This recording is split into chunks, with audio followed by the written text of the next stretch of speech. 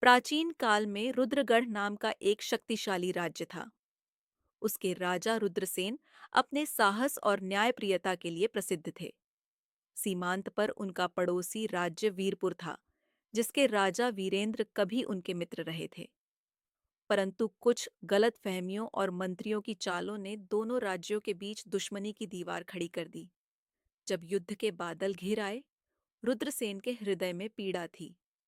वह जानते थे कि युद्ध में केवल सैनिक नहीं, बल्कि निर्दोष प्रजा भी मरती है। एक रात उन्होंने अपने कक्ष में दीपक की मंद लौ के सामने बैठकर एक पत्र लिखा। प्रिय मित्र वीरेंद्र, हमारे बीच का यह संघर्ष केवल विनाश लाएगा। यदि तुम यह पत्र पढ़ रहे हो तो जानो, मैं शांति चाहता हूँ। आओ, हम अपने मतभेद भुलाकर अपने लोगों के लिए एक नया सवेरा लाए। उन्होंने उस पत्र को अपने विश्वसनीय दूत सुमंत को सौंपा और कहा, इस संदेश को केवल राजा वीरेंद्र तक पहुंचाना। परंतु लोभ ने सुमंत की नीयत बदल दी। वीरपुर के दरबार में पहुंचने से पहले ही उसने वह पत्र सोने के सिक्कों के बदले एक गुप्त व्यापारी को बेच दिया। पत्र कभी राजा वीरेंद्र तक नहीं पहुंचा। युद्ध छिड़ गया। महीनों तक खून बहता रहा।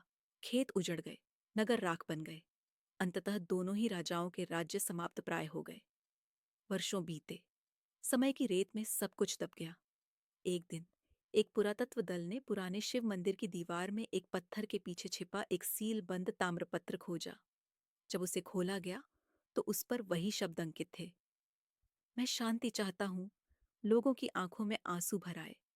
इतिहास ने पहली बार बताया कि दोनों राजा लड़ना नहीं चाहते थे। वे तो एक दूसरे को समझने से पहले ही लोभ के शिकार हो गए थे।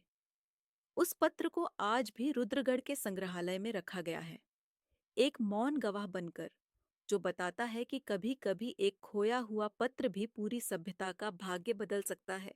अगर कहानी अच्छी लगी हो तो हमें सपोर्ट करें,